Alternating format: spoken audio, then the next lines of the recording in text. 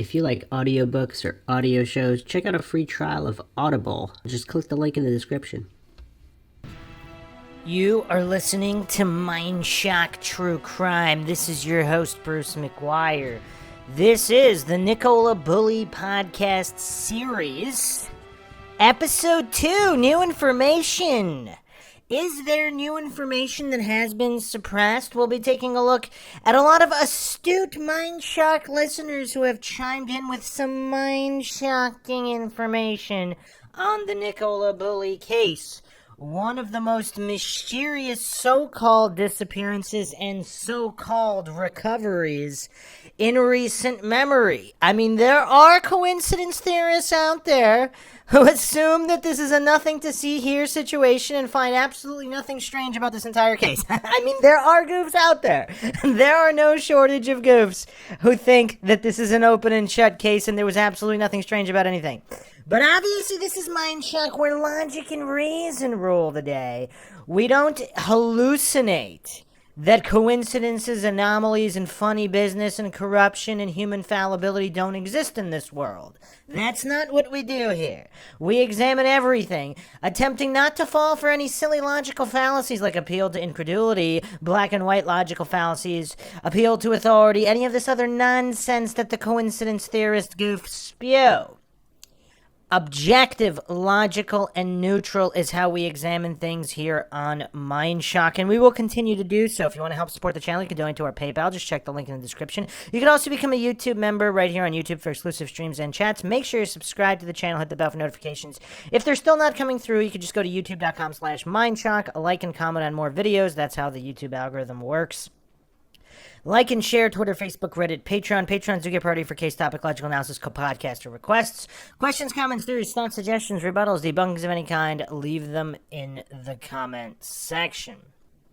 So, a very astute MINDSHOCK listener, Jeff's Wig, actually mentioned a Substack blog only known as Chris's Substack, posted by the one and only Chris. You can go to outsidethecave.substack.com, which has a lot of very interesting information, all sourced, on the Bulley case. Now, for whatever reason, again, a lot of goofs and coincidence theorists, they're going to ignore all of these references to official sources. Press conference sources, law enforcement sources, and even mainstream news sources. I mean, there are so many goofs that just love to pretend and hallucinate that none of this stuff exists just so they can believe in their Dunning-Kruger stupor. Their mental weakness cannot allow them to have anything deviate from the official narrative on the Idiot Box and the nice little wrapped up case, because they obviously can't utilize critical thinking in any way, not even on a children's level. So Chris's Substack here, Justice for Nicola Bulley Part 1, January 27th to February 18th by Chris. This was posted March 18th, 2023. Introduction. The full story of what took place between January 27th and February 19th is going to prove exceptionally difficult to get at, and it will be met with fierce resistance. But this is no reason not to try. Many people are afraid of uncomfortable truths, no doubt, and would rather live with comforting lies, or sometimes it may be their livelihood depends on their not understanding the truth. Now would be a good time for me to interject with the one and only Upton Sinclair. And one of my favorite quotes from him, and probably one of my favorite quotes of all time, just because it is so apt in describing what goes on in this modern, corrupt world deficient in logic and reason.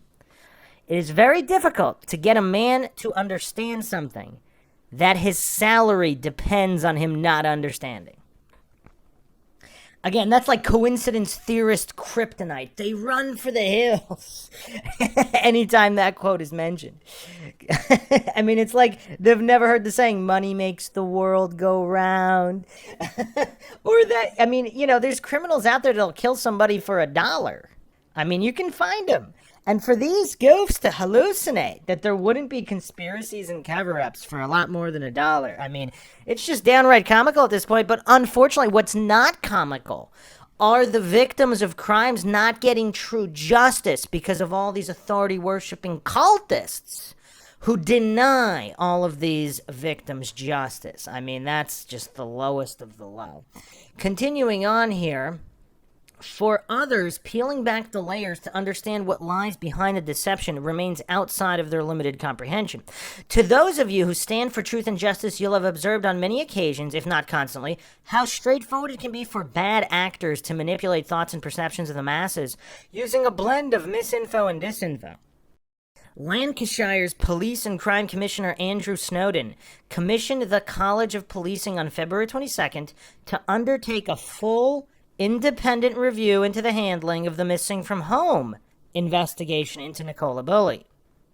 It's an interesting delineation there. Missing from home. Investigation review. This is like marking your own homework, not least by making the statement that the hypotheses of the police investigation on how Nicola went missing was sadly proven to be correct. I deal with facts, and giving the starting point for this review is patently false. Nothing is proven.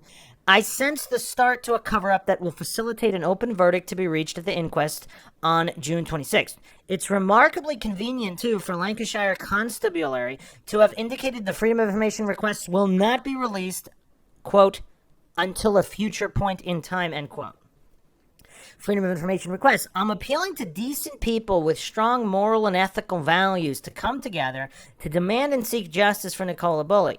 To assist with this aspiration, I'll relate the known facts surrounding Nicola's tragic and untimely death, joining the dots where it's helpful for understanding in order to expose the bogus investigation.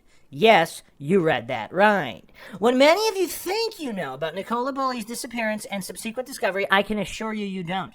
It may come as a surprise to learn that there are very few facts at all, which is by design. And again, this is, for whatever reason, this is a huge hurdle for coincidence theorists. These Dunning-Kruger goofs, they hallucinate. They even know what a fact is, and to stick to the fact. I mean, that's one of the biggest problems, not just in this case, but in other cases where there's just Dunning-Kruger goofs running rampant, getting triggered by any and all podcasts, any and all write-ups, any and all social media posts that dispute the official narrative on the idiot box by incompetent and or corrupt so-called officials. Because what is truly a fact? A fact is something that can be verifiable. It's something verifiable, something that can be verified. It's not something you take on faith.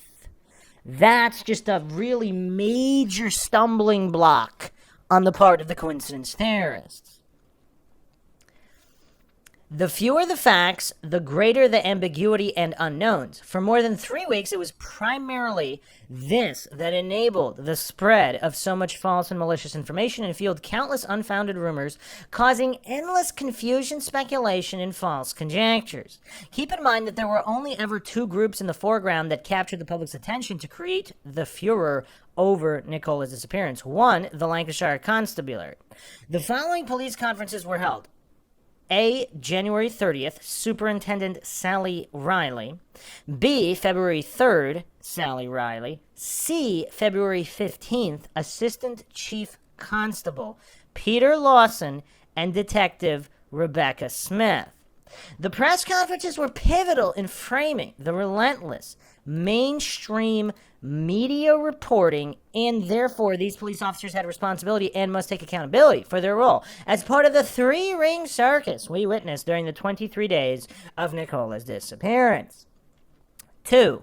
The mainstream media, including, in alphabetical order, the BBC, the DMG Media, Daily Mail and Metro, Guardian Media Group, ITV PLC, JPI Media, Regional Publishing, News UK, The Times, The Sun, Talk TV, Reach PLC, Daily Mirror, Daily Express, and Daily Record, Sky News, and the Telegraph Media Group.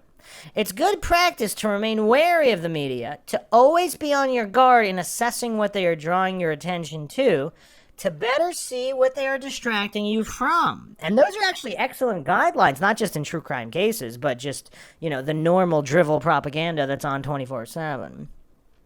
It shouldn't come as a surprise that the primary role of mainstream media, or the key sponsors directing them, is to control the narrative.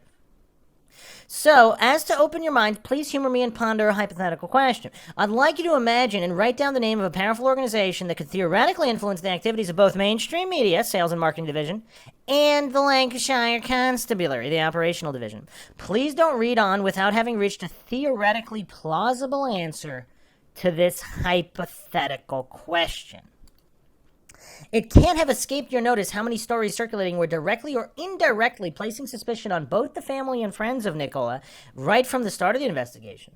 Much of this suspicion remains today, as I show later, and will never go away unless the real perpetrators are identified. To all those of you who fall into this camp suspecting Nicola's family and friends of foul play, you have successfully been manipulated. There have indeed been actors putting on a polished performance, but you need to invert your focus.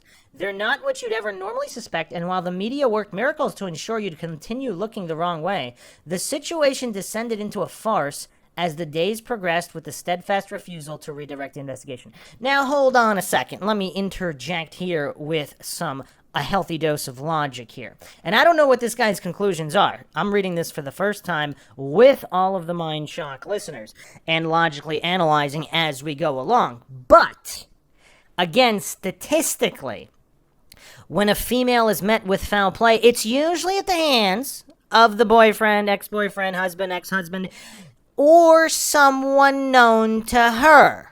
Those are just the statistics. So it's not necessarily manipulative of the media to focus on these people, because not necessarily in this specific case, but just a luck of the draw on a balance of probabilities, they are usually the responsible parties. One of them. Not all of them working together, but one of them.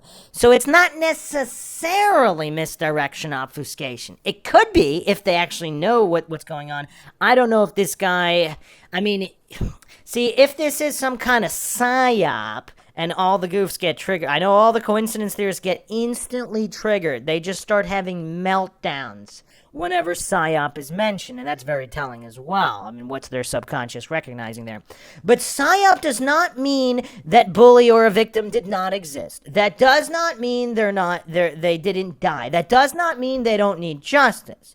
A psyop is an umbrella of many different things, which could simply be manipulating very real people and very real events for specifically manufactured purposes in a particular fashion. That's something the Dunning-Kruger crowd, the coincidence theorists, they just have a hard time understanding the concept. They just instantly spam the black and white logical fallacy. Oh, you're saying this person's not real, didn't exist, and all this nonsense, because the mental capacity is just not there to understand these children's level concepts.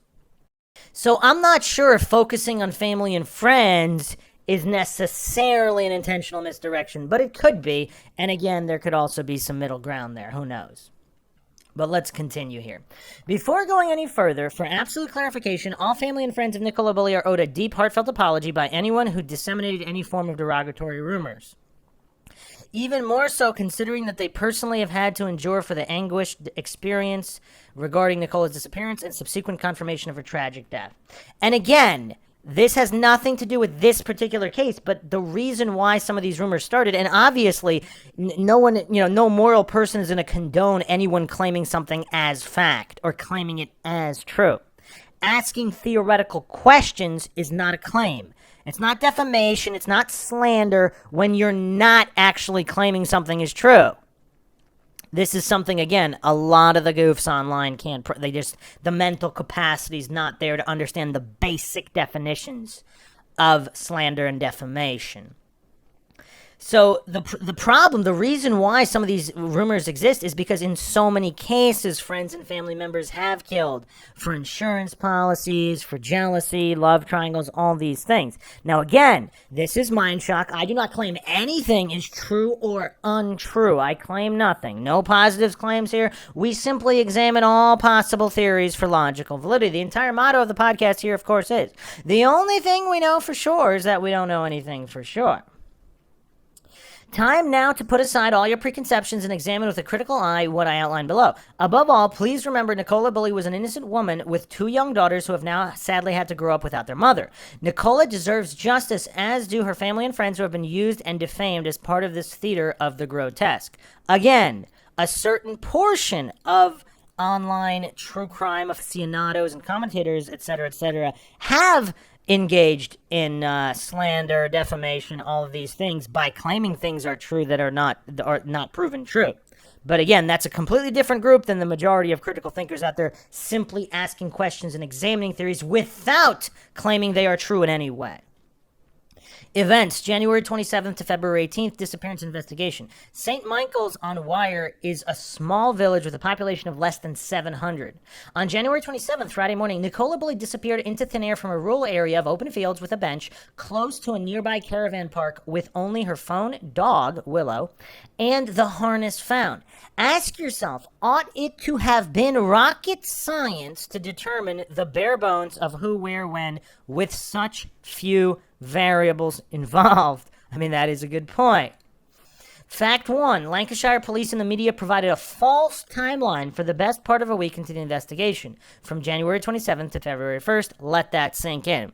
And just a reminder here, I know people get confused easily, the Dunning-Kruger crowd, not the astute MindShock listeners. Obviously they don't. But a lot of goofs just spam comments. None of these are my words. I am reading Outside the Cave Substack right now, known as Chris's Substack. These are his words here. This is what he is claiming is a false timeline.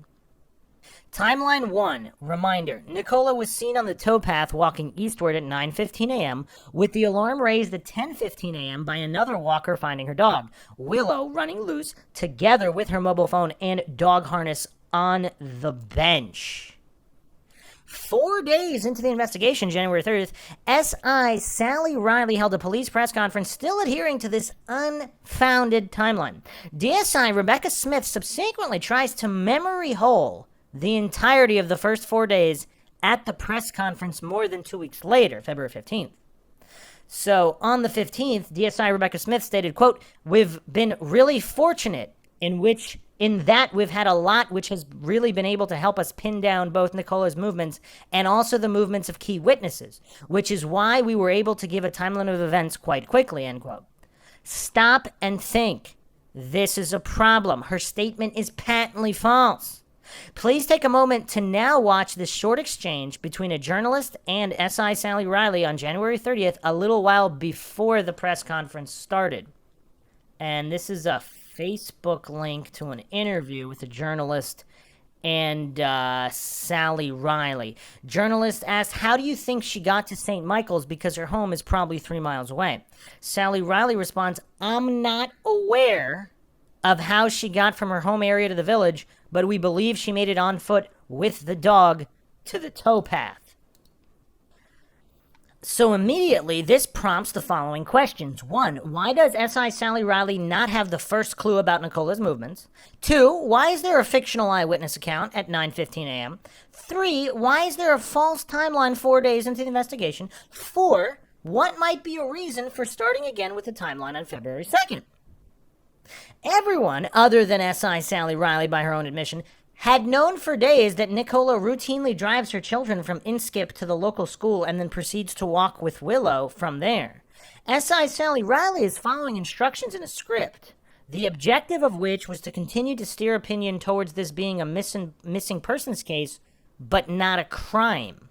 By way of conclusion to the press conference, S.I. Sally Riley responds to a journalist's question of how suspicious the disappearance of Nicola is, quote, "We do believe that the likelihood is that Nicola has gone missing and that it is not a crime inquiry," end quote.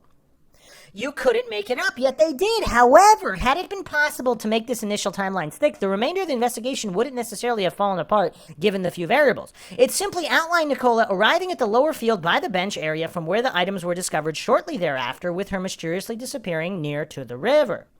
Question: who was the eyewitness that had invented the 9:15 sighting? Police have glossed over this without so much as a peep. Could it be the same unknown persons who are overall responsible behind the events that have transpired, having introduced a phony witness? You see, originally it couldn't be known that Nicola had sent a work email and arranged a playdate by text before dialing into a work call. This alone undermines a claimed sighting at 9:15 a.m. starting her walk eastward along the river path. It just doesn't work. The new improved yet fictitious timeline to follow places Nicola in the fields where she may have indeed been by 8:15 a.m. in time to compose an email. It fits with a brisk walk from school to the kissing gate leading into the fields from where she could have paused near the bench to write and send her email at 8:53 a.m. Her text arranging a play date at 8:57 a.m. before logging on to her work's call at 9:01 a.m. I don't know Nicola's movements, but then again, neither do Lancashire police, as I'll demonstrate. The unintended introduction of a revised timeline is where it starts to unravel, with the upshot being the police had been played for suckers for nearly 5 days. Judging by SI Sally Riley's attention to detail, not a stretch to see how. Her less than stellar performance may have been a factor for appointment of DSI Rebecca Smith as senior investigating officer the following day, January 31st, possibly for damage limitation purposes. Sally Riley is now on a tighter leash and sticks faithfully to the script that her superior officer, the DSI, will have approved.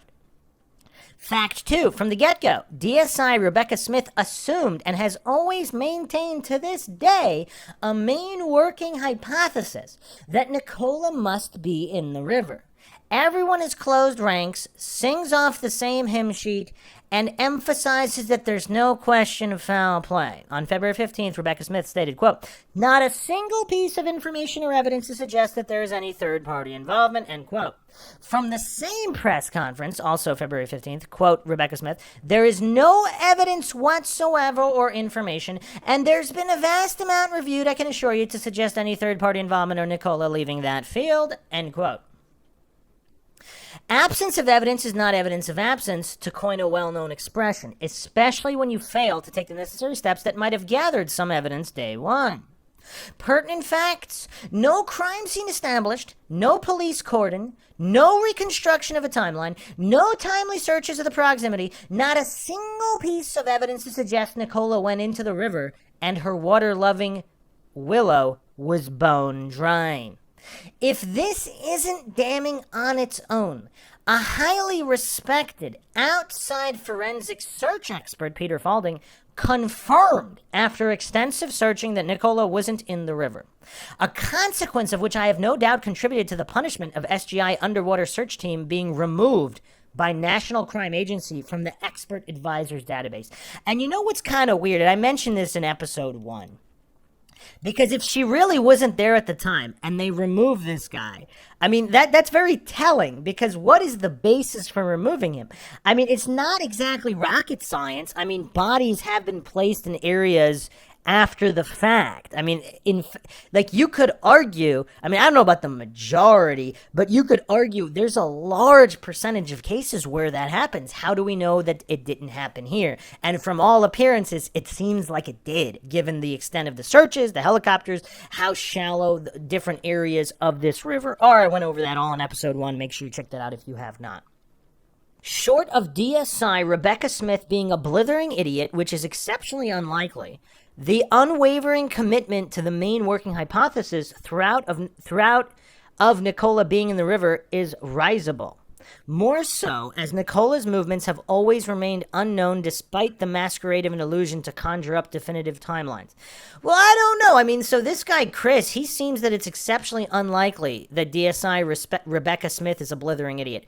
I mean, I don't know. We cannot ignore Hanlon's razor. Never mistake for malice what can easily be explained by stupidity. Now, I am not claiming that that's true or applicable in this specific case. I'm stating we don't necessarily know for sure. I mean, have we seen any of her test scores? Has she been given any kind of critical thinking or logical processing tests? I don't know. Maybe she has.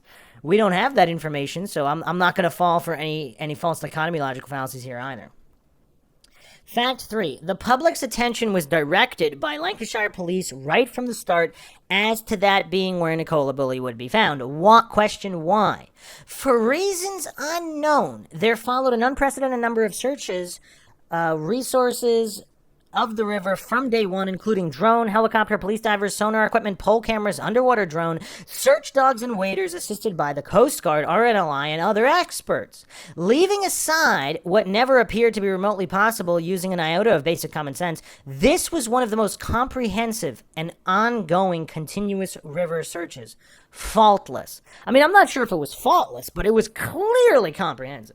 While the general public will buy into almost anything, well, yeah, that's kind of true, there wasn't sufficient widespread suspension of disbelief to support this ongoing river narrative. I mean, honestly, that was really my first response after reading about, if you haven't listened to episode 1, just reading about the searches, I mean, it just, I was surprised by that. I mean, it just seems like it's the least likely scenario based on available variables. I mean, if new variables are introduced, that's fine. But based on the known information, her going into the river, it seemed to have definitely been the most unlikely. Too many were casting a critical eye, and for that reason, it might have been considered expedient to destroy Nicola's reputation and character by gratuitously publishing information of specific vulnerabilities and her having been graded as high risk. And that's the other thing, too. Not to interject again, I know I'm interjecting a lot here, but I just really want to cover all the bases, because in other cases, because it's kind of disgusting to do this kind of victim blaming or victim bashing. I mean, it's especially in like the Elisa Lam case, or even in the Maura Murray case, any of these other cases where just these low-level, I don't even want to call them humans, these subhumans bash victims and victim blame. Like, I don't know what what kind of mental level these goofs are operating on. Obviously not a high one. I mean, the mental deficiency across the board. There really is no Dungeons and Dragons spell that protects, even if they really are vulnerable, even if they really are suicidal. That's all the more reason, I would say, that increases their chances of being met with foul play, because, unfortunately, contrary to what coincidence theorists think, there are scumbags out there. There are criminals out there that will take advantage of people, particularly people in bad situations. So-called high risk or otherwise, druggies, suicidal people. There are scum out there that might even prefer these types of victims. So again, I don't know why these victim bashers out there think that there is some kind of magic Dungeons and Dragons spell and just dismiss any kind of notion that predators would select these individuals as their victims. It's a weird thing. I mean, you see it in a lot of true crime cases. I can't think of a better ploy to support an unreasonable fixation with the river. I refuse to stoop to their level regarding this outrageous smear campaign, other than to say none of what you have been led to believe is backed by fact. The only fact is Nicola showed signs of being in good spirits and thinking clearly that morning. To substantiate this, we know that within the space of 20 minutes, Nicola dropped off her 2 children to school, was walking Willow, sent a work email, arranged a play date by text, and signed on to a work call on a timely basis at 9:01 a.m. Good multitasking. Do not fall for the propaganda intended to do whatever it takes to draw your attention away from there having been a heinous crime committed that morning. To quote a friend of the family who remained anonymous, understandably not wishing public attention, quote, "I feel angry for Nikki. She's a beautiful, kind, loving person, one of the best kind of friends you could wish for. This has painted her in an unfair light," end quote. Fact 4. Just like that, a brand new timeline is magicked into existence on Thursday, February 2nd, with the police press conference of February 3rd adding the necessary formality. Timeline 2. Nicola was seen at 8:43 a.m. on the towpath, 8:47 a.m. in Lower Field, and a last sighting at approximately 9:10 a.m. in the upper field before the discovery of Willow at 9:33 a.m. Oh, they had to throw the 33 in there, didn't they? Lancashire police issued a website statement reflecting the new timeline, including this red flag. 9:10 approximate. A witness, someone who knows Nicola, saw her on the upper field walking her dog, Willow. Work is ongoing today to establish exactly what time this was. Wow, it takes this. This is kind of crazy. An intriguing choice of words that I'll return to when addressing eyewitnesses, but as a reminder, the original claimed sighting at 9:15 a.m. from Timeline 1 was fictional and most probably a phony, one that lasted for 6 days. I mean, this is all kind of insane. When you really take a step back and objectively look at it, I mean, this is insane. Are there still bootlicking goofs out there that are claiming the police actually did a good job here? From the police press conference, February 3rd, Sally Riley, quote, therefore, the time that we are particularly interested in is between 9:10, the last confirmed. So not only did they call it a sighting, confirmed sighting. It was specifically addressed as a confirmed sighting. Last confirmed sighting at 9:10 and 9:20 when Nicola's phone was found on the bench. Sorry, not found on the bench when Nicola's phone was on the bench. Believed to be on the bench when found at around 9:33. The witness made numerous inquiries to try and find the owner of the phone, not knowing whose phone it was and indeed whose dog it was. That led the witness to meet up with other people who did recognize the dog as Nicola's, and the school to which Nicola's children go was alerted at 10:50, as was her family. So all of this was known immediately, and so why would they stick to this false timeline and possibly imagined witnesses for the better part of a week? Do any of the coincidence theorists have an answer for this? Because I'm having trouble coming up with a good reason for that. Not the greatest delivery, but when it's difficult to repeat your lines if they differ to conflicting information you may be privy to, the media are now primed for another communication blitz tasked with a focus on two key messages. One, only a 10-minute window during which Nicola's movements were unaccounted for. Two, there's no question that she might have left the Riverside area. Sally Riley, February 3rd, stated, quote, Nicola was in the Riverside area and remained in the Riverside area, end quote. That's curious. How would they know that? In other words, Lancashire police, with no basis whatsoever, are prevaricating in so much as stating that Nicola had to definitively be at the bench near the river between 9:10 and 9:20, during which time she disappeared, ergo she fell or jumped and was swallowed up by the river. This is pure, unadulterated expletive. Before dissecting the new timeline in its entirety, a reference to show how SIO DSI Rebecca Smith recalls the same event that SI Sally Riley had conveyed matter-of-factly as a last sighting at 9:10 a.m., but this time at the police press conference nearly 2 weeks later. February 15th, Rebecca Smith, quote, at approximately 9:10, a witness that knows her had the last sighting. When I say an approximate time, it is that, but we are basing that on obviously the times that we can say the witness left the field.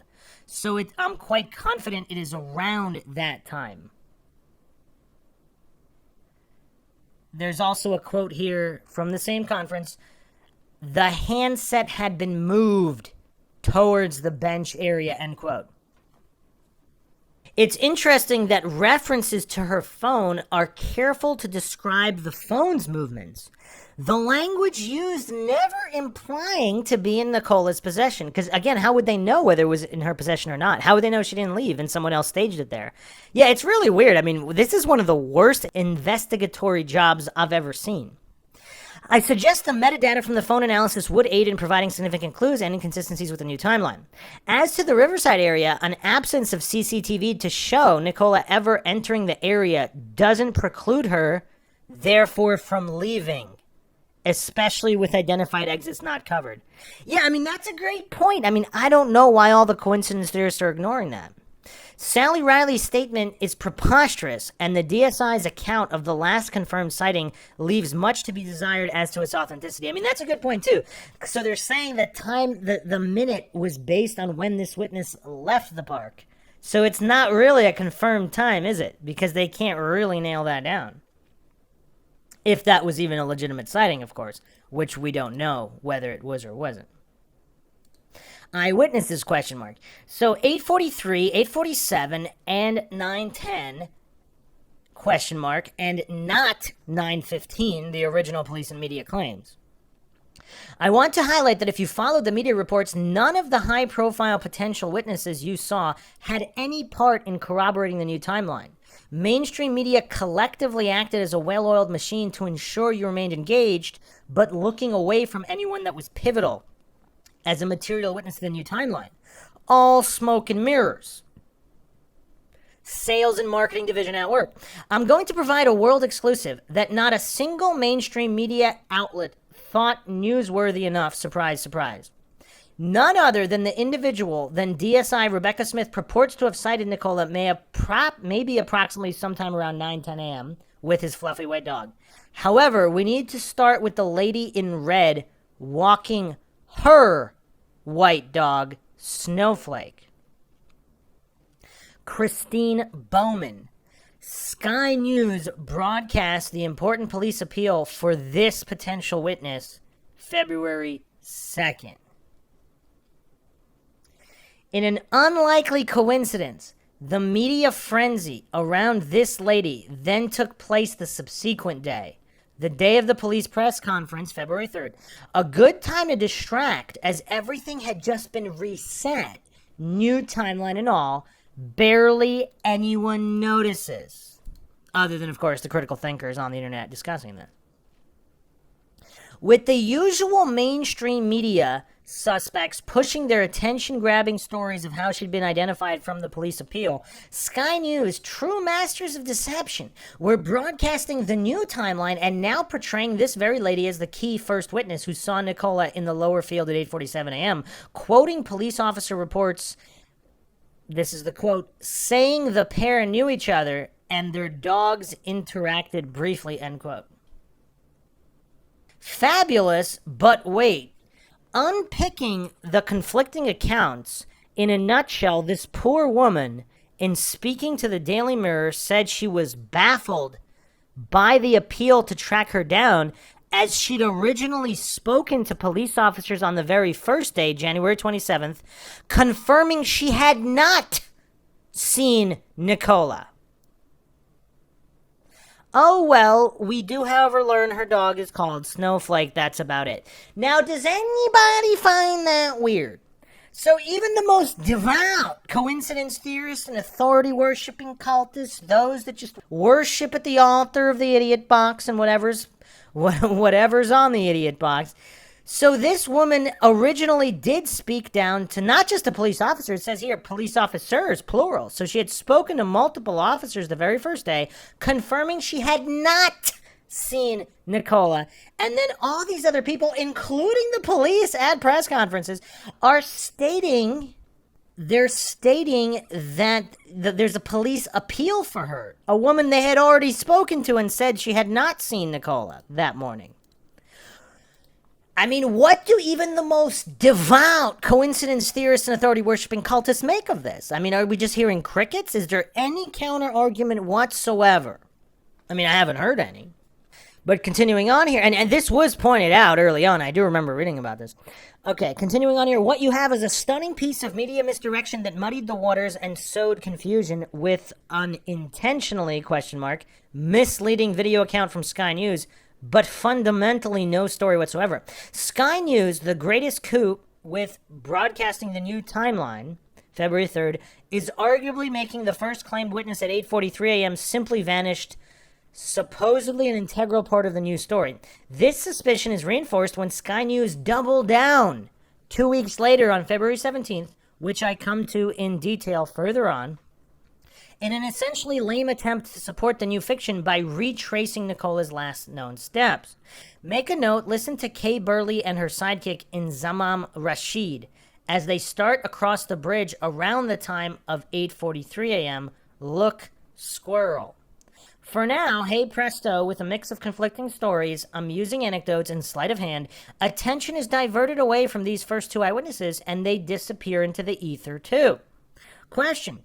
Did anyone see Nicola after school drop-off and before 9 a.m.? Appears doubtful, and if anyone genuinely did, it's been obfuscated by the media. Therefore, only the police could substantiate it was with written eyewitness statements. That said, it's a tall order to differentiate between a genuine sighting or phony sighting, as we've seen. There are two feasible explanations that can coexist as to why it would be beneficial to conceal the veracity of there existing a single sighting, should you be so inclined. One, the greater the all-around uncertainty and ambiguity, the easier it is to bury outright fabrication as opposed to having too much clarity, which would lead to any whoppers sticking out like a sore thumb. And two, to add to the fire of wild conspiracy theories raging, such as, is Nicola Bulley a real person?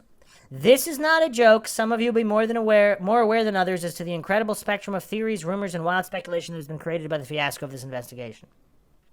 Well, to be fair, though, I mean, obviously, I don't have a problem with people asking questions. Obviously, making claims is a completely different matter. But in certain missing persons cases, you have the media just flooded with childhood pictures, just countless friends, family members, classmates, coworkers, just on every single news channel talking about this person, whereas we didn't get any of that with Nicola Bulley. I mean, I still don't know if any kind of photos have been released of her growing up or in school or anything like that. I mean, a lot of people are questioning a lot of things about her past. Not that she didn't exist, but I mean, I don't know. Did she work for the government? Like, what is the real reason for this just lack of information? Whenever there's a lack of information, so-called conspiracy theories or conspiracy questions will be asked. Next, the media frenzy deftly switches focus and continues unabated into February 4th with the next police appeal used to capture the public's short attention span. Lady in Yellow. CCTV images from an urgent police appeal for a mystery lady in yellow seen with a pushchair caught twice on CCTV. Subsequently reported as having come forward, the news of which was bundled up in a torrent of nothingness. But you know the drill by now. She has no relevant info whatsoever. Just another media distraction and non-story to keep you pointing away from what not to look at. Here we are, the last eyewitness to see Nicola at some time, approximately confidently around 9:10 a.m., question mark.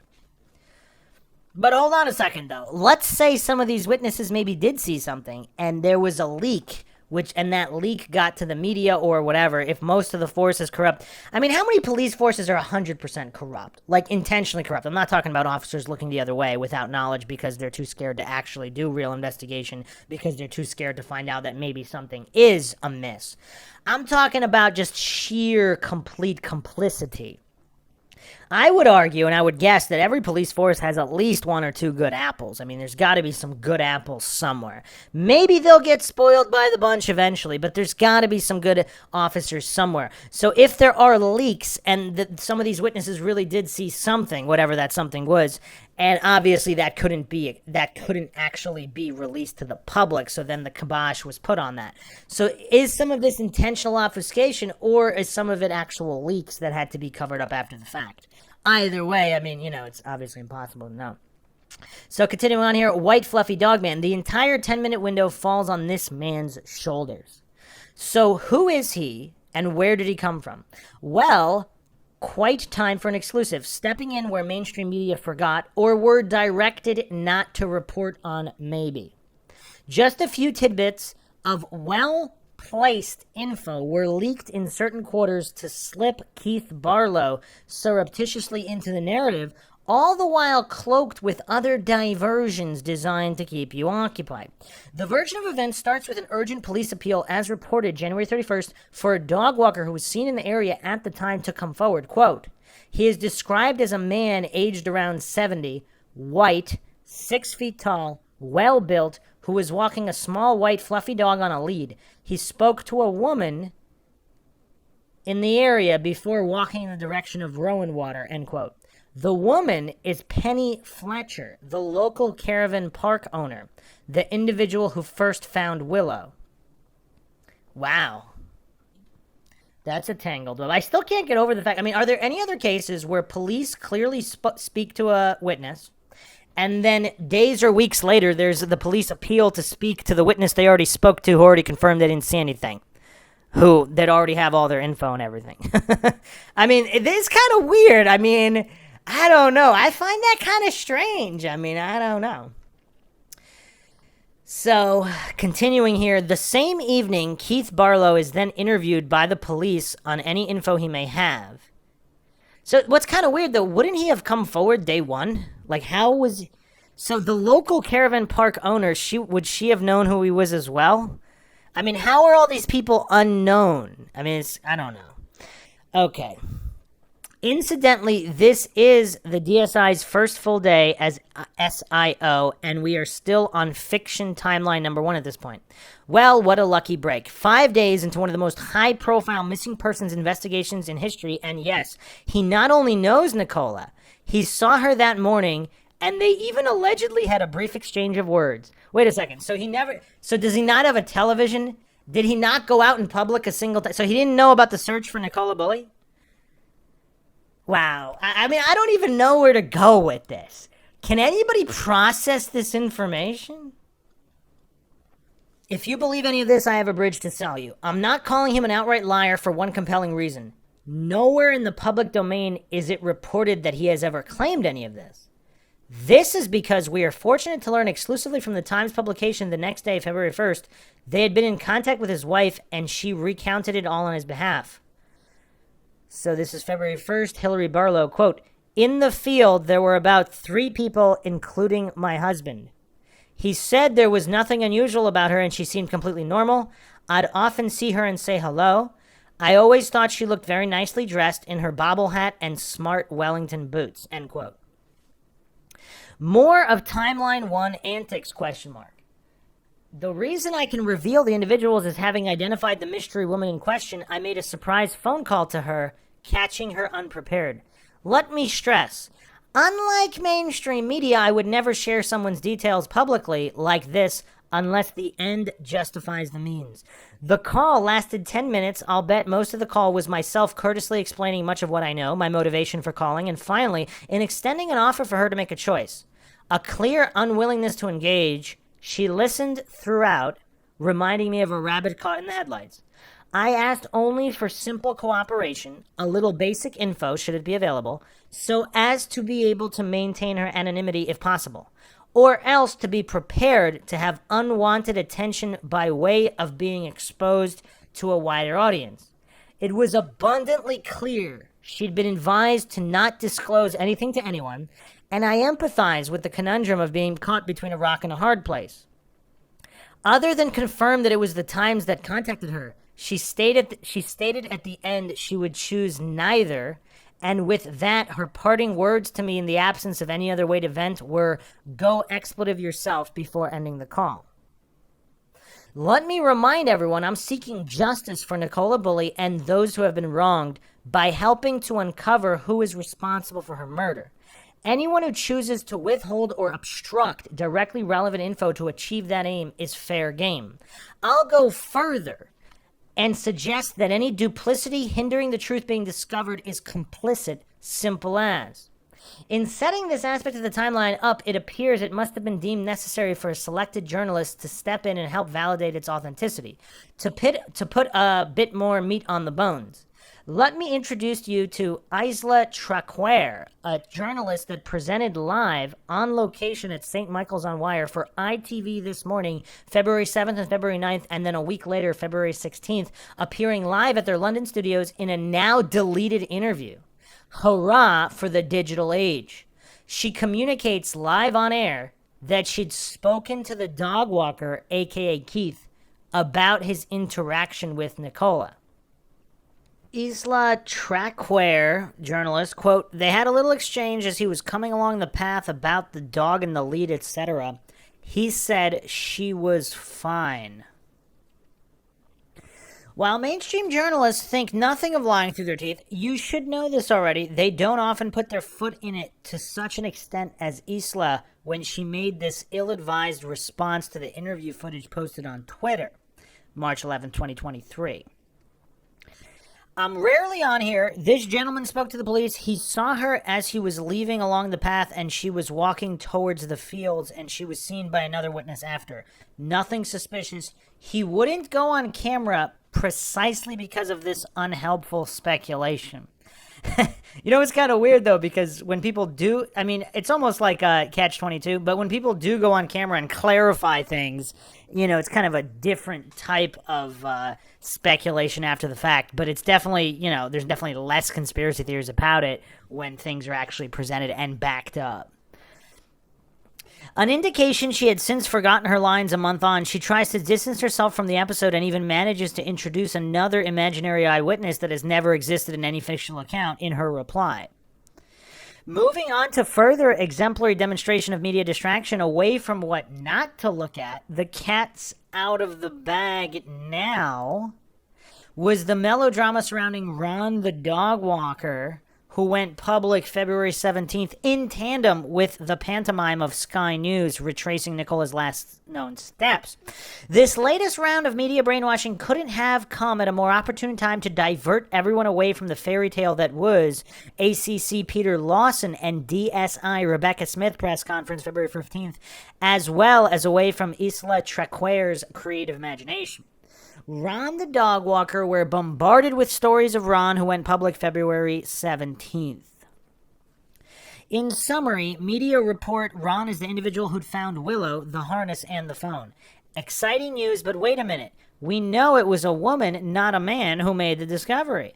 The misleading media stories are widely circulated nevertheless, shining a spotlight on his role as to refocus your attention. Lo and behold, little surprise, it's Sky News who assumed the broadcasting lead, filming live in the fields, during which a not-so-chance encounter with Ron confirms that it wasn't him who first found Willow. You don't say. None of this is by chance. Sky News have, from misinformation 2 weeks prior, having hoodwinked their viewers by spuriously placing Christine Bowman, the lady in red, as the eyewitness in the lower field at 8:47 a.m. This time, Sky News, deploying their two useful idiots, try to persuade everyone of the timeline by retracing Nicola's last known steps to support the made-up narrative. I suggest the Sky video banners on their filming are carefully designed subliminal messages to fool the viewers. For example, missing woman, 9:10 a.m., Nicola Bulley is seen again with her dog, appears as introduction to this fortuitous encounter and interview with Ron. Part of the ruse is to have people believe all three non-existent witness accounts, albeit the only one that must remain beyond reproach being this last sighting. It's helpful that Ron is a 70-year-old man himself, so the public can be easily misdirected.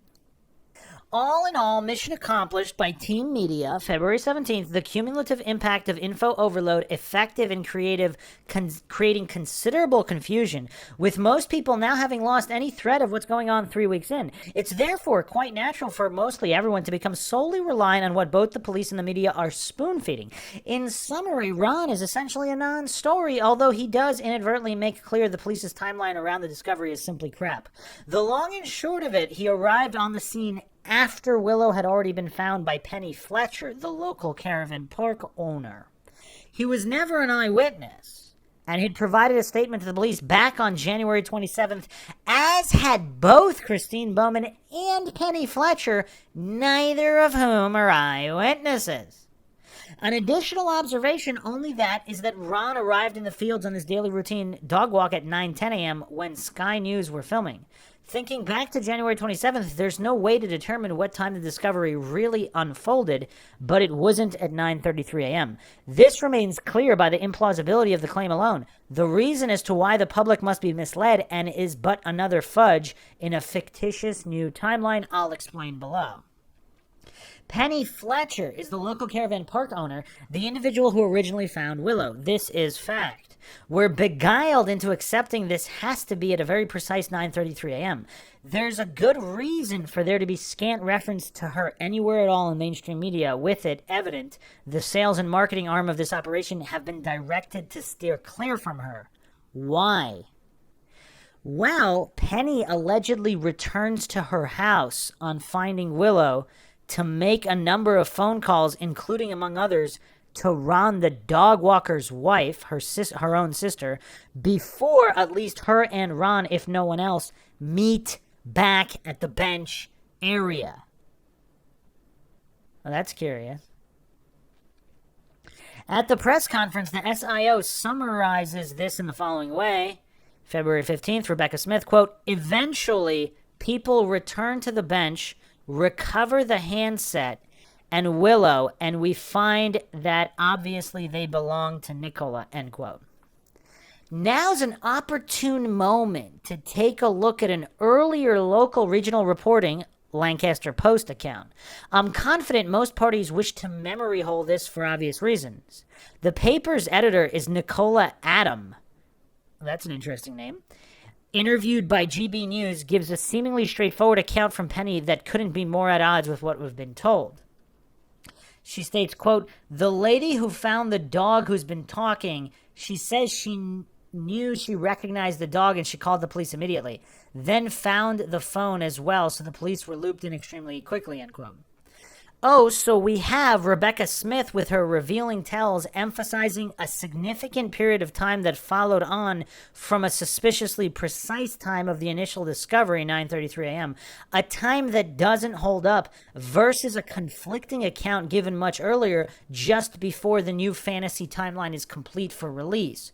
To those unfamiliar with Penny, she's portrayed by dubious alternative media sources to be a difficult person, and much suspicion is intentionally pointed at her, once again to fool those easily led. Without question, she would have known perfectly well who Willow, a dog with a dog tag, belongs to.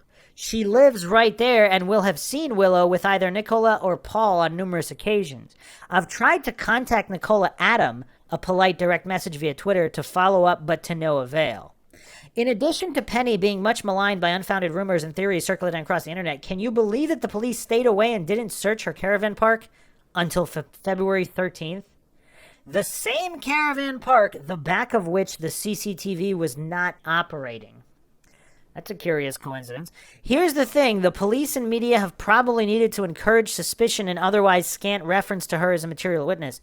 After all, what if we were to find out when she really first discovered Willow? What then? Putting it mildly, they'd be screwed. Penny Fletcher quite probably unwittingly scuppered the plans on what transpired on two fronts.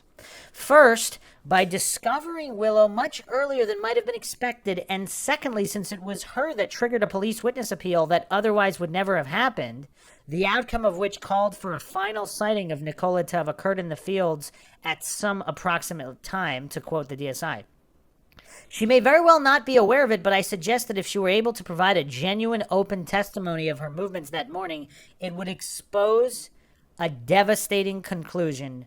Nicola was never at the bench, and the scene was staged. That's another word that triggers goofs like no other. Staged. I mean, there's just so many Dunning-Kruger goofs and coincidence theorists. They just can't comprehend that sometimes criminals stage things to fool the gullible goofs like themselves. Fact 5. No credible, unambiguous evidence has been produced to support a single eyewitness account of Nicola's movements, and no evidence to support a window of time during which Nicola may have disappeared, let alone a 10-minute window. It remains supposition alone that she was in the Riverside area in the first place before the baseless claim she never left. Lancashire police double down, stick to their guns, and maintain their story at the police press conference February 15th. Quote, Rebecca Smith, "A number of dog walkers in the area. We have been extremely fortunate from them from the start of this inquiry to have a number of witnesses, key witnesses who know Nicola. So there is no miscommunication about the identification of who was in that field. And also, we've viewed a substantial amount of CCTV. We've been really fortunate in that we've had a lot which has really been able to help us pin down both Nicola's movements and also the movements of key witnesses, which is why we were able to get a timeline of events quite quickly." Wow. Oh, what a tangled web we weave when first we practice to deceive. This is gaslighting tour de force by the SIO of all the journalists present, and by extension, everyone who followed the bogus investigation. We've covered how certain irrelevant individuals were specifically selected to be splashed across the media for your delight, none of which had seen Nicola. Others with possibly very damaging info to the timeline overlooked if not concealed, and others still with the same low credibility as the phony eyewitness from Timeline 1. Reference here, February 15th, DSI Rebecca Smith, quote, "At approximately 9:10, a witness that knows her had the last sighting. When I say an approximate time, it is that, but we are basing that on obviously the times that we can say the witness left the field, so I'm quite confident it is around that time," end quote. Yeah, I mean, that's a dead giveaway, because if they only know the time the witness left the field, how do they know anything? I mean, it's just kind of weird. CCTV evidence. How enlightening to learn that CCTV had been so successful in pinning down Nicola's movements during the investigation. Give me strength. At the earlier police press conference, there was at least the semblance to pass the red-face test. February 3rd, Sally Riley, quote, really rich data that's allowed us to have a very tight timeline, end quote. It's a fact that a few select CCTV images of individuals were published. However, there isn't a single image of Nicola on any CCTV camera anywhere between the school where she dropped her children off and her subsequent disappearance. Not one. It was widely reported that there are no less than 3 CCTV blind spots, any of which prevent recorded images of how Nicola exited the area of the fields. The CCTV camera at the back of the caravan park was not operating. And again, do we know they weren't operated, or were they just reported as not operating? 2, defunct CCTV camera at Rowanwater, with even the gate claimed to be open on the day of the disappearance. 3, no CCTV cameras anywhere along the river path back to Blackpool Lane. All pretense of this fallacy that Nicola didn't leave the riverside are at best disingenuous and at worst intentionally deceitful. I mean, that's a good point, because how would they know she didn't leave if all these cameras aren't working? Question. So where are the alleged CCTV images of Nicola pinning down her movements to DSI? I'm not in position to, nor trying to discover what took place that morning, as it's been made impossible to ascertain. If you're still suffering with cognitive dissonance, ask yourself how Lancashire police, ably supported by mainstream media, could have further enhanced obscuring what transpired that morning without it being anything other than entirely deliberate. I'm prepared to debate anyone at any time on this. Even if there were to exist an image of Nicola captured on CCTV, if the police are holding it back, this would make matters worse, or better depending on your standpoint, in setting the scene to allow the rumors to spread, suggesting that Nicola may not even exist in the first place. Say what? Some people are intuitively more astute than others and have a strong sense of when they are being manipulated by bad actors. To successfully pull the wool over their eyes in a psyop, it's paramount to steer them down the wrong path, to make them appear to others as crazy conspiracy theorists. Might this sound familiar? Part of this great deception, with the total absence of evidence of Nicola other than a few cropped grainy images of her Ring camera driveway, has people understandably questioning her very existence. This speculation has been proactively encouraged by many sponsored third parties in the background through social media campaigns using misinfo to devastating effect, so as to intentionally cast also suspicion on family members and friends of Nicola. Even the BBC, one of the most influential disinfo channels for governments and major corporations alike, played a bit role in this particular subterfuge. Did Emma White, a good friend of Nicola, insist on her name being stamped in capital letters on those grainy images of Nicola leaving home? Doubtful. I can assure you there are still people to this day debating whether those images show Emma and not Nicola. All very convenient for these media ghouls. BBC, February 6th. I'll move on from here, but to all those that were duped and find themselves constantly going in circles, I did take the time to source early on reliable evidence to determine as fact that Nicola was a very real person and evidently a devoted, loving mother to her 2 young daughters who will be missed beyond words, especially by her children, but also to all others close to her. If anyone thinks this is ludicrous, you'd best acquaint yourself with AI and deepfakes sooner rather than later. Wait, what? Background misinfo. Additional evidence to substantiate my statement above. Would it surprise you to learn that as recently as March 13th, established YouTubers continue unrelentlessly to peddle misinfo to maintain ludicrous conspiracies of foul play by family and friends. This campaign is ongoing and will continue until the perpetrators can put a lid on this case and move on to the next one. I'll give reluctantly but one example. Note, these YouTubers have tens of thousands of subscribers to their channels. On reviewing as much as you can bear, have a thought as to who you suspect funds agents such as these, those responsible for deceiving you. Join the dots, or are they just stupid, certainly callous? I apologize to both Paul Ansel and Emma White for having to post garbage, and they just posted a couple videos. Coordinated misinfo campaign by disingenuous YouTubers that are actively deceiving and manipulating their audience, in this case by using doctored original footage of Nicola leaving home that morning. It's done in such a way as to misdirect gullible audiences. I can unpick these in a subsequent post or commentary if need be, if you're unable to see the techniques being used. So he's alleging that they're faking footage to make it appear more fake. I mean, I wouldn't be surprised. People are doing all sorts of weird stuff out there. Fact 6. What facts from the investigation do exist in the public domain? It comes down to this. 8:40 a.m., Nicola drops her children at school. 8:53. Well, so there is a video of that, but has that been released? And this guy did mention AI and all these deepfakes. If footage was released, could it be faked? And by whom and for what purpose? Or does this Chris guy think that only YouTubers would use AI and deepfakes and not the media and the police, which he claims to not trust in the first place? I don't know. This is all kind of weird. 8:53 a.m., Nicola sends a work email. And again, do we know if that's her that sent the email? Her phone sent the email, right? 8:57 a.m., Nicola sends a friend a text to organize a playdate. Again, how do we know that that was her that did that? 9:01 a.m., Nicola signs into a Teams group work call. Again, how do we know that? 9:20 a.m., mobile phone handset has moved toward the bench. Penny Fletcher, local caravan park owner, discovers Willow near the bench area. Time unknown. That's it. Can you see it yet? Okay, here's another good point, too, because people were saying the dog would have followed Nicola. So what if someone other than Nicola dropped the dog off there? What would the dog do?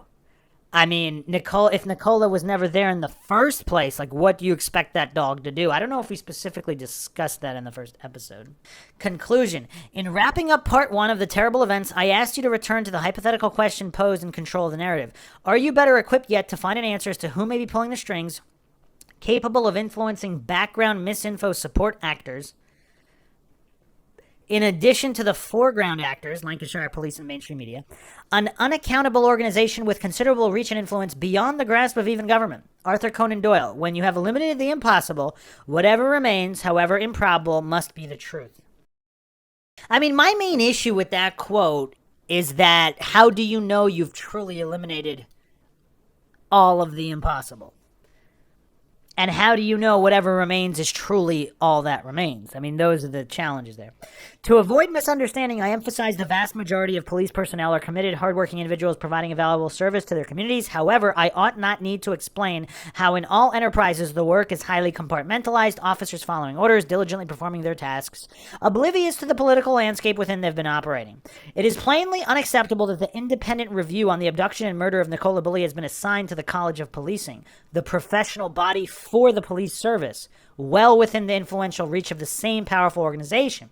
All attention should focus on DSI Rebecca Smith, the senior investigating officer. With all the evidence to hand and within her control, she must be made accountable to speak to the full extent of the truth as far as she knows it. In part 2, the day of discovery of poor Nicola's body on February 19th, 23 days after her disappearance, I'll unravel the hideous circus act that took place, which is even more disturbing given the circumstances. I'll not deal with the esoteric nature of the synchronicity, only to say the vanishing small minority of people that are well versed with signs hidden in plain sight, that this aspect is too big a step into the unknown for most, as well as beyond the scope of what the goal is to seek justice for Nicola Bulley. Until next time, please do share widely. It's a given that no mainstream media will touch this for painfully obvious reasons. However, I remain optimistic there's still sufficient journalistic integrity among alternative media, and that decent, ordinary people are also prepared to help raise the profile to expose the sordid truth. So we're going to get to part 2 in the next episode, but I did want to go over MindShock listener comments. Ding Dong posted this in the live chat of the Nicola Bulley podcast on MindShock. Blatant false flag. They were trying to push 15-minute cities at the time, amongst other things. Symbolism is everywhere. Missing 23 days. Benchmark 23. 2 threes, 33. A psychic who found her was 33, etc. Sheila posted, if this case is allowed to go and not investigated, it will be a grave miscarriage of justice. This was no accident. Tom posted, mate, the police majorly effed up on this one. I'm from the UK and it reeks of a cover-up. Wish my name was Rebella said that at the time the police were asking about the dash cam footage, they completely failed to mention the man in black brought up at the inquest. Interesting. 14 researcher posted, what evidence did the coroner have that was an accident? 0. So in light of that, what was his verdict? Accidental.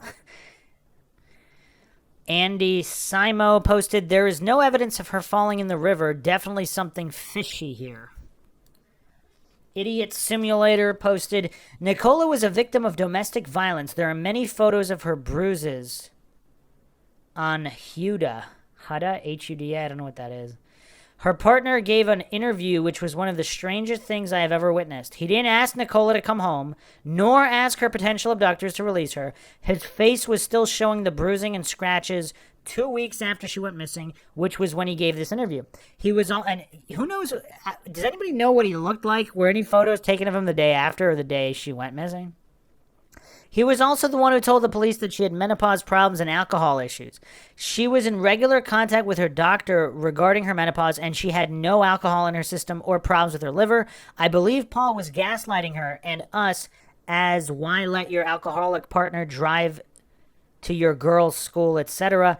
Emma, who gave 16 or 17 interviews and said she'd seen Nicola that morning, was not included at all in the inquest. The psychic didn't find another body. I think it was his grandmother. I believe Nicola was abducted, then put into the river just before she was discovered. No way would she have gone into the water, which was very shallow, without Willow going in after her. Also, her body was covered in bruises and she had blood on her face when she was found. Another post here. Paul was rang by the school that Willow was found near the river. It came out in the findings that he never rang Nicola, even though he said he did at first, nor did he go to the river as the police told him to stay home. There was no mention of the 2 men fishing sighted nearby, nor did the man in black sightings by 2 people come forward. 2 screams were also heard by 2 witnesses, which, along with the man in black and the fisherman, were not mentioned by the police at the beginning of the investigation. Wow. I mean, that's a lot of information to shove under the rug. Like, what's going on with that info? If that's all legitimate. Huh. The other thing, too, like, if your wife is missing, the police might tell you not to go where she could be, but would anybody actually do that? I mean, I don't know. Courtney Squill posted this. Very interesting comment here. The psychic found an 18-year-old who owed a drug debt 12 miles away. The psychic was also arrested in 2016, sentenced in 2018, with a man called Ansel, believed to be a cousin of Paul, in a Class A drug bust in Blackpool. The same senior investigation officer, Rebecca Smith. Engineer linked to Paul and director of his company was found dead in a river. Nicola had been inquiring after him and found interesting info the night before she vanished. So there's an awful lot of people linked to drug gangs and falling into rivers, allegedly accidentally. If it looks like a cover-up and smells like a cover-up, it is a cover-up. Wow. Okay, that's actually kind of crazy if that's true. So there's multiple layers here. So if there are these witnesses, the fisherman, the screams, the guy in black, and now if these connections are real, I mean, even the most devout coincidence theorists and authority-worshipping cultists, how can you write this off if this is legitimate? So this psychic has prior arrests, and he knows the cousin of Paul Ants. What? If that's true, believed to be a cousin. So that's unknown, but possibly same last name. Same investigation officer. And apparently the director of Paul's company was found dead in a river, and Nicola had supposedly been asking about, well, what? This is really insane if all of this is true. Okay, EU4A Chat 123 posted, the camera was turned off at the school. That never happens. It is a requirement to be on 24/7, which leads me to believe these cameras were tampered with. See, that would be, if that's true, I mean, this is definitely some kind of operation. If that's true. I mean, that's pretty insane. Huh. Felicity posted that whole thing that was said at the early police press conference about the dog being found after a call to police had been made has been wiped out of existence. At the inquest, under oath, the woman said she found the phone and dog at the same time, but, quote, not before 9:40, end quote. The only call to police is now partner Paul at around 11. I think the Q&A broadcast might have been edited to remove this mention of an alleged call to the police, as I recall it live. I asked a journalist who also reported in a video that the person who found the phone told her she called the police straight away, but she did not reply. Most articles from the first few days Nicola was missing have been removed from the internet. So those of us who remember the early reports can be dismissed as misremembering maddening. Well, you can go to Wayback Machine and for archives of all those articles if you have the URL address. CU4A Chat 123 posted, I had posted on a Nicola Bulley site about Keith Barlow seeing Nicola with two men in dark clothing and another female walking in the direction of Rowan Water.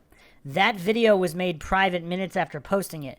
Guaranteed it was the police that directed that YouTuber to make it private or have it deleted. Huh. That's kind of weird. I don't know if I read this article in episode 1, but there's an article here, the U.S. Sun, hunting for clues. Cops seal off a car park after reports of suspicious vehicle 7 miles downriver from where a missing Nicola Bulley vanished. So they actually did seal off a car park, and there was a forensic investigation done. Huh. CU4A Chat 123 also posted, it would have been impossible for Peter Falding's sonar equipment to not to have found her body along with the cadaver dogs. The dogs would have sniffed Nikki had she been in those reeds. Nikki was placed in those reeds after the fact. Mike Rook posted, this particular type of Fitbit is and was capable of running a few hours after water immersion, yet recorded a heartbeat for several hours after. If it was recording a heartbeat, the GPS facility would record where she was. So why, 1, wasn't she found within 2 or 3 hours? 2, was she in fact out of the water those few hours, and therefore the victim of a kidnap then murder after the body was stored? I'd like a public inquiry and time spent by another police force, so LP are not marking their own homework, into looking into these issues. Now, here's a very astute researcher who posted, this is Ray Little, posted, I have asked whether a diatom test was conducted on Nicola Bulley and whether a sample of water was taken from the river wire and the diatoms tested. LP have answered saying that they do not have this information. I will keep on trying. Wow. And for those that don't know, a diatom test, diatoms are microscopic unicellular colonial or filamentous algae found in marine and freshwater ecosystems as well as in brackish water soil or even on most moist surfaces. And it's kind of considered the gold standard in diagnoses of death due to drowning. From journals.sbmu.ac.ir, the role of diatoms in diagnoses of death due to drowning case studies. Background: the most frequent use of diatoms in forensic science is the diagnosis of death due to drowning. The basic principle of the diatom test in drowning is based on the inference that diatoms are present in medium where drowning took place, and the inhaled water enters the alveolar spaces of lungs and penetrates from the alveoli into the blood circulation. Thus, microscopic unicellular algae called diatoms get transported to different organs of body. The diatoms found inside the body of drowned victim may serve as corroborative or even conclusive evidence to support the diagnosis of death. It can be ascertained whether the drowning is ante mortem or post mortem. So, yeah, I mean, obviously there are false positives and there's issues as with everything, but it's very, very useful, of course. And theoretically, you'd be able to match even the body of water where someone was drowned if the test was rigorous enough. Night Owl posted, yes, I was surprised at just how undetailed that crucial bit of info was given at the formal inquest. I can't remember the words used, but I am sure it was extremely scanty detail about the amount of water or specified type of water that was found in her lungs. 14 researcher posted, don't forget the psychic turned the body over just to check it was Nikki, or so he says. I mean, it's not a good enough to find a body in the river. You'd best check who it is before informing the cops, right? They're bound to ask. Yeah, that's weird. Where did, so he actually touched the body? That's insane, if that's true. Yeah, what is up with the Popo in this case? It's kind of weird. 40 researcher said on his own Twitter feed, believe it or not, he wanted to check it was her, and Nikki was allegedly moving against the tide, so he reckons. Huh, that's weird. Mercy and Dream posted, having watched the video of the recovery of the body and later findings of the vehicles used during the operation, I have even more questions. The manner in which the body was handled was disgraceful, as was the behavior of the recovery team. I could not get the words of Peter Falding from my mind when he spoke of a dead sheep in a river. This case throws up ever more suspicion with every passing day. From beginning to end, it has been nothing but lies. 14 researcher also stated, just for the record, with regards to dog walkers finding Nikki's body, in order to qualify as a dog walker, they'd have to have a dog with them. So it wasn't dog walkers then, because there was no dog. Where's the dog? More accurate to say a psychic and his pal found Nikki. I'm fairly sure that's what he claims to be, allegedly. He turned up because his psychic pals had told him to go and where to look, right? Question mark. Who needs professional search teams? The world's finest sonar technology, drones, cadaver dogs, helicopters, etc. I mean, it's obvious, isn't it? Get a psychic in. Interesting point. Okay, user IH60T3HQTE stated Andrew Snowden actually said on camera that LP correctly predicted the day Nicola Bulley would be found. How? Julian Anderson responded, the only way he could have predicted it is if it was staged, which would make more sense at the so-called police laughing before dragging whatever it was up in the bank. What is going on? Stefan posted, red van parked in the grounds of an old mansion opposite where Nicola went missing, deemed not suspicious.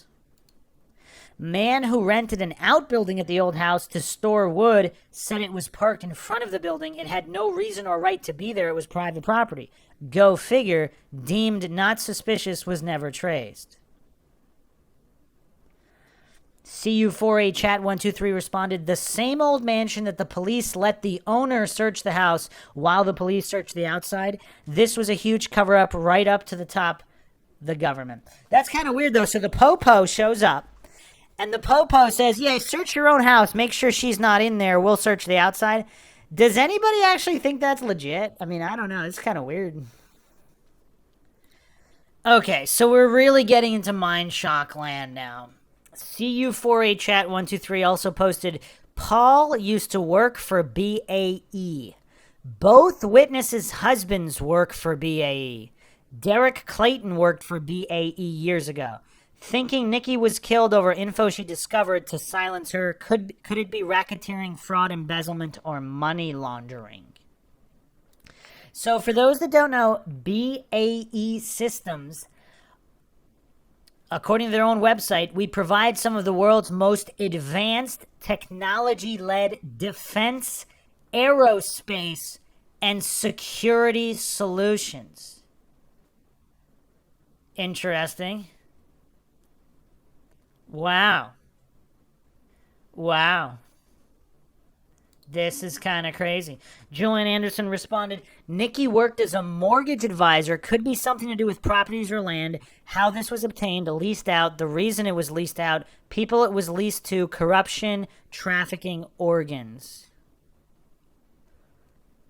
So, but regarding BAE, how coincidental both witnesses' husband work for BAE, and Paul used to work for BAE.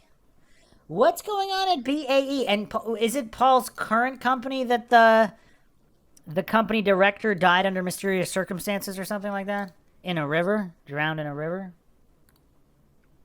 Also, Jason Rothwell, the so-called psychic, he lives 50 miles away, supposedly.